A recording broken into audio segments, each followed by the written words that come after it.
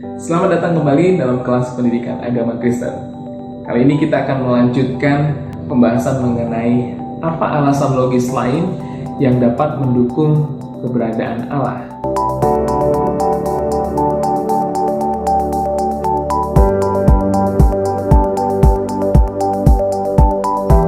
Dalam video sebelumnya, kita telah belajar dua alasan logis yang dapat menjadi dasar bagi kita untuk percaya bahwa Allah itu ada. Alasan logis yang pertama adalah adanya alam semesta, atau yang disebut sebagai argumentasi kosmologis, dan alasan yang kedua adalah adanya keteraturan di dalam alam semesta, atau biasanya disebut dengan argumentasi teleologis.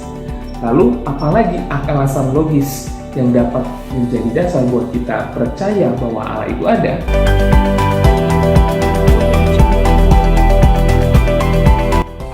Ketiga adalah adanya moralitas pada manusia, biasanya disebut sebagai argumentasi moral. Nah, alasan ketiga ini mengajak kita untuk melihat bahwa di dalam hati manusia itu ada standar tentang benar dan salah. Norman Geisler dan Frank Turek mengatakan begini, "There is an absolute standard of right and wrong that is written on the hearts of every human being. People may deny it, they may suppress it, their actions may contradict it, but their reactions reveal that they know it." Ada standar mutlak tentang benar dan salah yang tertulis dalam hati manusia.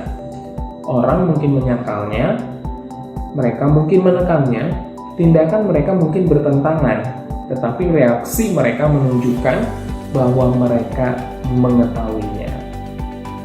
Nah, premis logika dari argumentasi moral ini adalah begini. Setiap hukum memiliki pemberi hukum. Ada yang dinamakan hukum moral. Oleh karena itu, pasti ada pemberi hukum moral.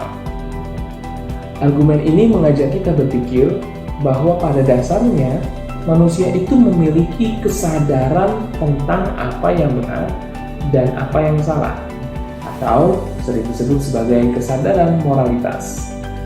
Misalnya, semua orang dari latar belakang agama apapun, percaya Tuhan ataupun tidak percaya Tuhan, pasti sepakat bahwa membunuh itu adalah sesuatu hal yang salah.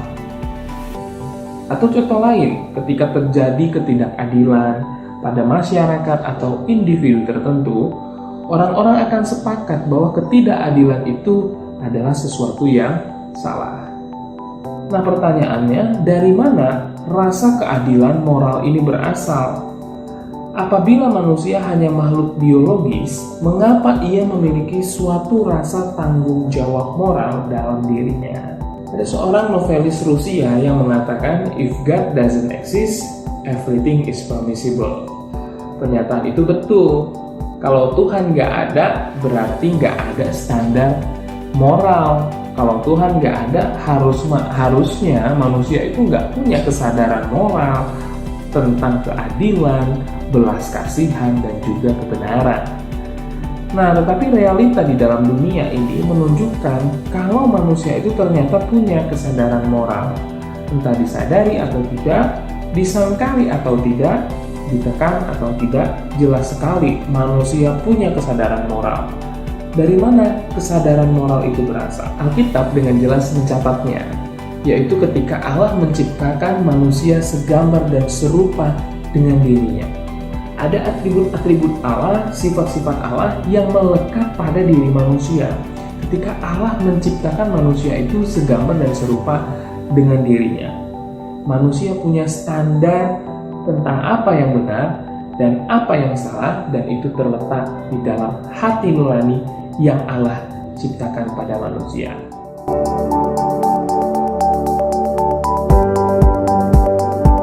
Alasan yang keempat adalah adanya akal budi, kehendak, dan perasaan pada diri manusia. Argumen ini biasanya disebut dengan argumen antropologi. Antropologi dari kata anthropos yang artinya manusia. Argumen ini mau memperlihatkan pada kita bahwa manusia itu bukan hanya sekedar keberadaan yang memiliki fisik, tetapi juga keberadaan yang bermoral, yang memiliki hati nurani, akal budi, emosi, dan juga kehendak. Nah, pertanyaannya, jika manusia itu punya yang namanya akal budi, kehendak, dan juga emosi, dari mana datangnya itu semua? Salah satu teori yang populer tentang asal-muasal manusia adalah teori evolusi. Dan salah satu pencetusnya yang paling terkenal dan teorinya dipelajari di sekolah-sekolah adalah Charles Darwin.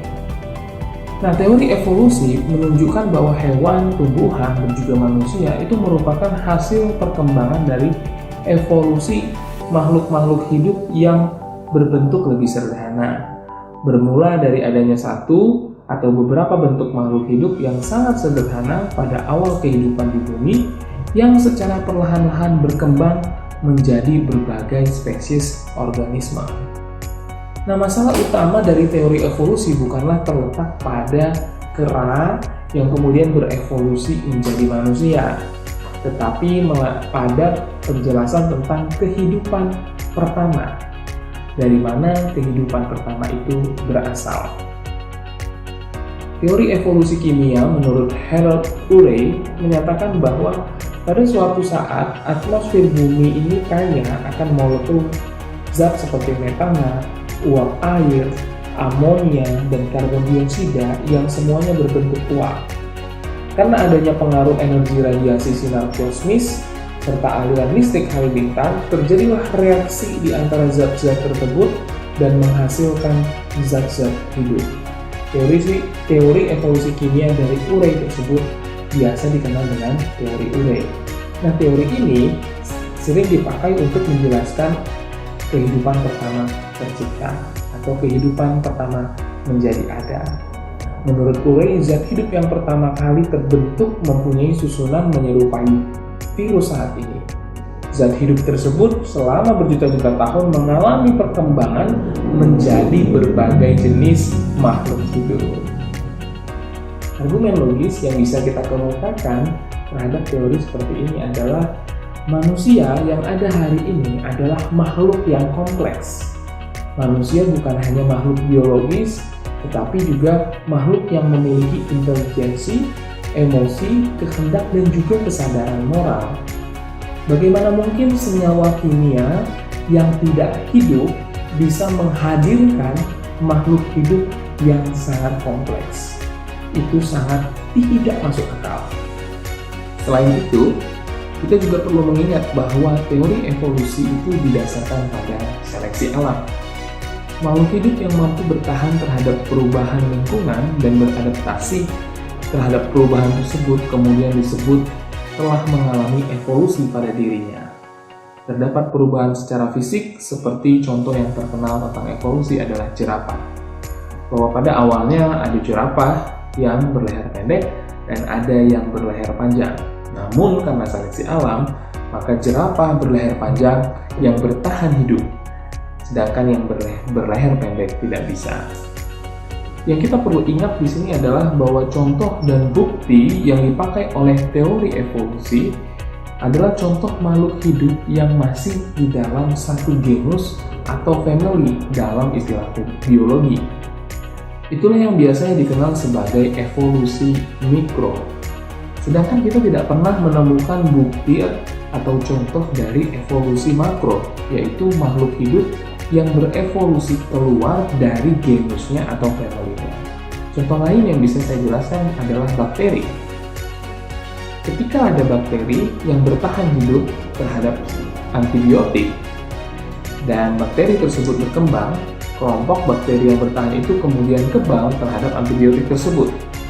Bakteri yang masih hidup menjadi resisten terhadap antibiotik itu karena induk bakteri memiliki kapasitas genetik untuk melawan atau mutasi biokimia yang langka, entah bagaimana bisa membantunya bertahan. Nah, para penganut paham evolusi kemudian mengatakan bahwa bakteri yang bertahan hidup itu telah berevolusi. Bakteri itu telah beradaptasi dengan lingkungannya dan menyediakan kita contoh dari evolusi. Nah, kelemahan dari contoh ini adalah bakteri yang dikatakan berevolusi itu tetaplah bakteri. Mereka tidak berevolusi menjadi tipe lain dari organisme, atau yang biasa disebut evolusi makro. Nah, seleksi alam itu tidak pernah mengakibatkan adanya makhluk hidup dengan jenis yang baru. Dengan demikian, sangatlah tidak logis jika kita mempercayai teori evolusi sebagai dasar asal mula dari manusia. Teori evolusi juga tidak dapat menjelaskan dan memvalidasi dari mana datangnya akal budi, kehendak, emosi, dan kesadaran moral dalam diri manusia hanya berdasarkan penemuan-penemuan fosil. Nah, oleh sebab itu kita bisa melihat bahwa sebenarnya ketika kita melihat adanya manusia dan kompleksitas dalam manusia, mulai dari organ tubuhnya, dan juga kita tahu ada DNA di dalam diri manusia yang membuat manusia yang satu dengan manusia yang lain sangatlah unik. Melihat hal itu, kita tahu bahwa manusia itu adalah makhluk hidup yang kompleks. Manusia tidak bisa datang dari zat-zat kimia yang tidak hidup.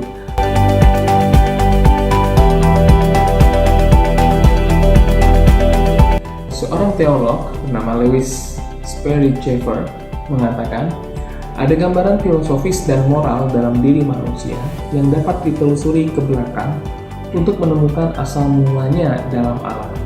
Suatu kuasa buta tidak akan pernah dapat menghasilkan seorang manusia berakal budi, berperasaan, berkehendak, berhati nurani, dan memiliki kepercayaan kepada Pencipta.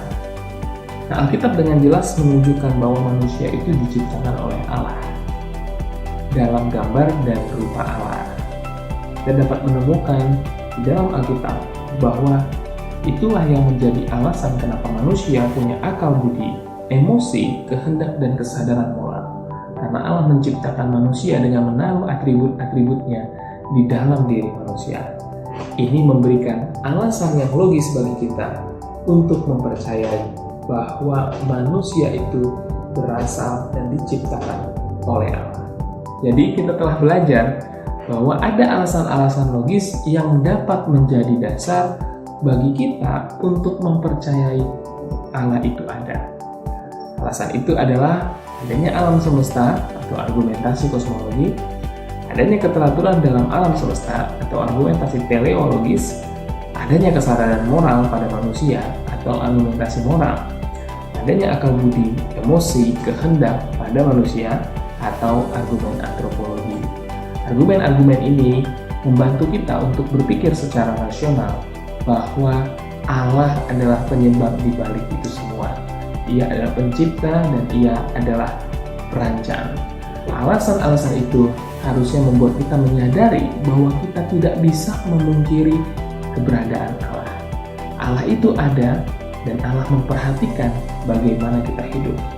Oleh sebab itu, justru mempercayai Allah itu ada lebih logis dibandingkan kita berkata bahwa Allah itu tidak ada.